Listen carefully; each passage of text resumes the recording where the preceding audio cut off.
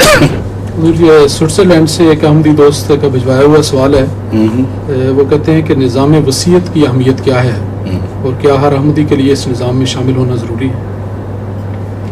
نظام وصیت کی اہمیت میں تو حضرت مسلم کا ایک پورا لیکچر موجود ہے نظام نو، اور حضرت مسیح علیہ السلام کی اپنا رسالہ الوصیت وہ پڑھیں. یہ جو مجلس ہے چھوٹی سی، اس میں تو یہ مضامین زیر بحث نہیں لائے جا سکتے.